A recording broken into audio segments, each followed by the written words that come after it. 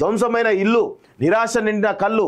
మహబూబాద్ జిల్లా చిన్నగూడూరు వద్ద వరి పొలంలోకి కొట్టు వచ్చిన రాళ్ల దిబ్బలు. చూడండి ఏ విధంగా వరి పొలాలు ఏ విధంగా నాశనమైనో ఒక్కసారి చూడాల్సిందిగా కోరుతా ఉన్నాం మిత్రులారా.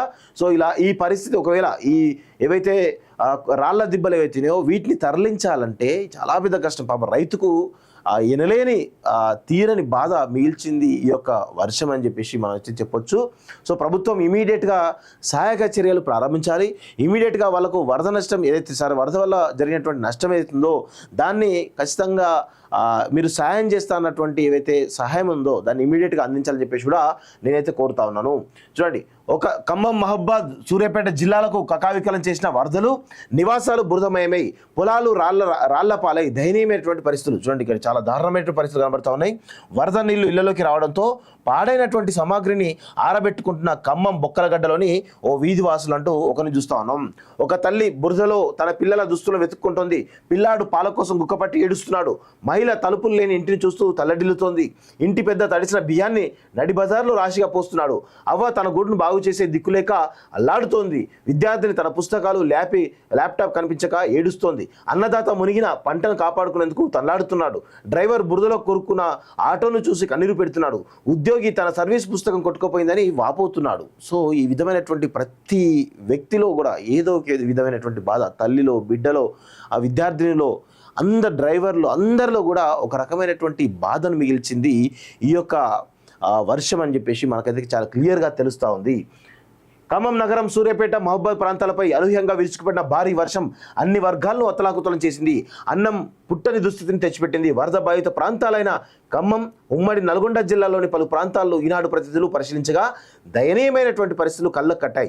వర్షం వెలసి వరద తగ్గిన తర్వాత ఆయా ప్రాంతాల్లో బాధితులు కాళ్ళు చేతులు కూడా తీసుకొని ఇళ్లకు చేరుతున్నారు. బురద నిండిన ఇళ్లను, ఇసుక మేటలో రూపు మారిన పొలాలను, కొట్టుకుపోయిన రోడ్లను చూస్తూ హతాశులవుతున్నారు.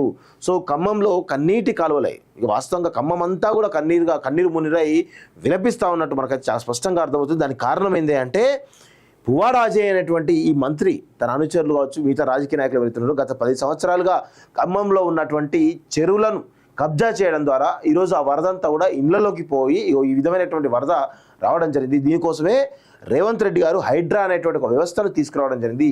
ఈ హైడ్రా ద్వారా చాలా పెద్ద ఎత్తున ఈరోజు ఏవైతే అక్రమ నిర్మాణాలు చేపట్టారో వాటన్నిటిని కూడా ఇమీడియట్గా కూల్చేటువంటి ప్రయత్నం చాలా పెద్ద ఎత్తున మళ్ళీ జిల్లాలో కూడా చేయబోతుంది. చాలా స్పష్టంగా మనకైతే అర్థమవుతుంది. సో ఖచ్చితంగా చేయాలి. ఎందుకంటే భవిష్యత్ తరాలు ఈ విధంగా ఇబ్బంది పడొద్దు అంటే, ఈ విధంగా వరదలు రాకుండా ఉండాలి అంటే, ఈ విధంగా ప్రజలు సుఖశాంతులతో ఉండాలి అంటే ఖచ్చితంగా చెరువులు ఏవైతే FTL అదేవిధంగా బఫర్ జోన్లో కబ్జాలు చేశారో వాటన్నిటి నిర్మాణాలు కూడా ఇమీడియట్గా కూల్చాల్సిందిగా నేనైతే కోరుకుంటా ఉన్నాను. ఇగో చిగురుటాకుల వణికిన తొగర్రాయి, భయంగా కోదాడ వరద బాధితులు. సాగర్ ఎడమ కాలువ గండితో ముంపులో వరి పొలాలు, తడిసిన బియ్యాన్ని పారబోస్తున్న ఖమ్మంలోని మంచికంటి నగర్ చెందిన ఉపేందర్ అంటూ ఒకరిని చూస్తా ఉన్నాం.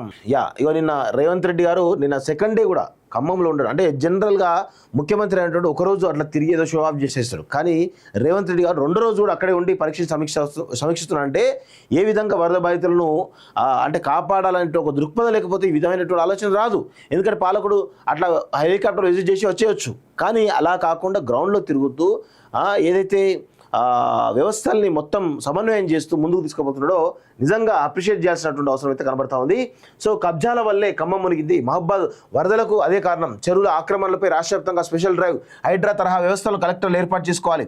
వరదలను జాతీయ విపత్తుగా ప్రకటించాలని ప్రధానికి లేఖ రాసాం. భాజపా 50% పరిహారం తెస్తే మృతులకు 50 లక్షలు ఇస్తాం. ముఖ్యమంత్రి రేవంత్ రెడ్డి. ఖమ్మం, మహబూబాద్ జిల్లాలో బాధితులకు పరామర్శ, వరదలపై సమీక్ష అంటూ ఒకరిని చూస్తున్నాం. ఖమ్మం నగరంలో మున్నేరు వరదలకు ఆక్రమణలే కారణం. గతంలో అనేక గొలుసుకట్టు చెరువులు ఉండేవి. అన్ని క్రమంగా ఆక్రమణలకు గురయ్యాయి. వరద నీరు ప్రవహించేటువంటి పరిస్థితి లేకుండా పోయింది. అందుకే ఎన్నడూ లేని విధంగా వరదలు ముంచెత్తాయి. మహబూబాద్లో చాలా చెరువులు ఆక్రమణకు గురయ్యాయని స్థానిక ఎమ్మెల్యే చెప్పారు. వరంగల్లోనూ ఇదే పరిస్థితి ఉంది అని ముఖ్యమంత్రి రేవంత్ రెడ్డి అన్నారు. జిల్లాలో ఎక్కడైనా చెరువులు, నాలాలను ఆక్రమించుకుంటే వాటి జాబితాను సిద్ధం చేసి వాటిని ఏవైతే ఉన్నాయో ఇమీడియట్గా చర్యలు తీసుకోవాలని చెప్పేసి కూడా నిన్న రేవంత్ రెడ్డి గారు జిల్లా కలెక్టర్లు ఆదేశాలు జారీ చేయడం జరిగింది. సో నిజంగా ఈ ఏవైతే జనరల్ న్యాచురల్ ఫ్లో ఏదైతుందో దానికి భిన్నంగా మనం చెరువులను కబ్జా చేయడం కావచ్చు, లేదా నాలాలను కబ్జా చేయడం కావచ్చు, ఇవన్నీ చేయడంతో ఖచ్చితంగా మనమే ఇబ్బంది గురయ్యేది. ఎప్పుడైతే న్యాచురల్ ఫ్లోను అగ్నెస్ట్గా మనం పోతామో ఖచ్చితంగా ఆ యొక్క వరదలు ఏవైతే ఉన్నాయో మనల్ని ముంచెత్తే అనేటువంటి విషయాన్ని మనం గుర్తుపెట్టుకోవాలి. ధ్వంసమైన ఇల్లు, నిరాశ నిండిన కళ్ళు. మహబూబాబాద్ జిల్లా చిన్నగూడూరు వద్ద వరి పొలంలోకి కొట్టు వచ్చిన రాళ్ల దిబ్బలు. చూడండి ఏ విధంగా వరి పొలాలు ఏ విధంగా నాశనమైనో ఒక్కసారి చూడాల్సిందిగా కోరుతా ఉన్నాం మిత్రులారా. సో ఇలా ఈ పరిస్థితి ఒకవేళ ఏవైతే రాళ్ల దిబ్బలు ఏవైతున్నాయో వీటిని తరలించాలంటే చాలా పెద్ద కష్టం. పాపం రైతుకు ఎనలేని తీరని బాధ మిగిల్చింది ఈ యొక్క వర్షం అని చెప్పేసి మనం చెప్పొచ్చు. సో ప్రభుత్వం ఇమీడియట్గా సహాయక చర్యలు ప్రారంభించాలి. ఇమీడియట్గా వాళ్ళకు వరద నష్టం ఏదైతే వరద వల్ల జరిగినటువంటి నష్టం ఏదైతుందో దాన్ని ఖచ్చితంగా మీరు సహాయం చేస్తా అన్నటువంటి ఏవైతే సహాయం ఉందో దాన్ని ఇమీడియట్గా అందించాలని చెప్పేసి కూడా నేనైతే కోరుతా ఉన్నాను.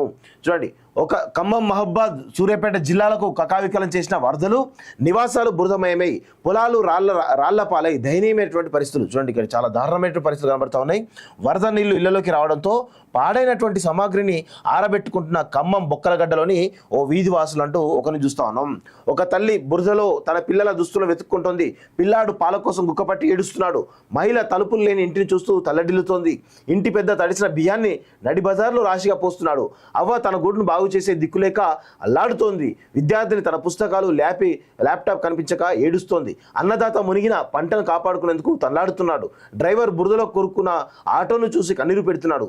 ఉద్యోగి తన సర్వీస్ పుస్తకం కొట్టుకుపోయిందని వాపోతున్నాడు. సో ఈ విధమైనటువంటి ప్రతి వ్యక్తిలో కూడా ఏదో ఒక విధమైనటువంటి బాధ, తల్లిలో, బిడ్డలో, ఆ విద్యార్థినిలో, అందరు డ్రైవర్లు అందరిలో కూడా ఒక రకమైనటువంటి బాధను మిగిల్చింది ఈ యొక్క వర్షం అని చెప్పేసి మనకైతే చాలా క్లియర్గా తెలుస్తూ ఉంది.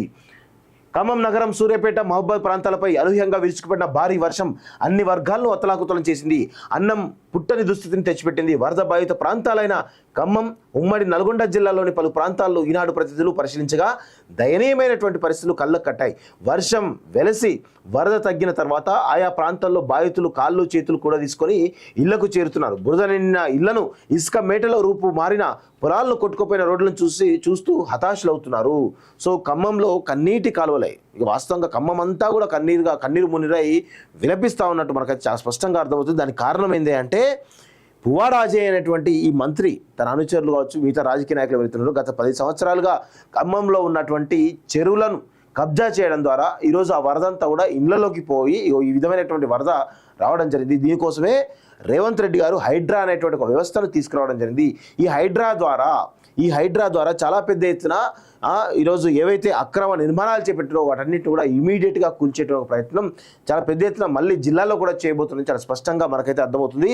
సో ఖచ్చితంగా చేయాలి. ఎందుకంటే భవిష్యత్ తరాలు ఈ విధంగా ఇబ్బంది పడొద్దు అంటే, ఈ విధంగా వరదలు రాకుండా ఉండాలి అంటే, ఈ విధంగా ప్రజలు సుఖశాంతులతో ఉండాలి అంటే ఖచ్చితంగా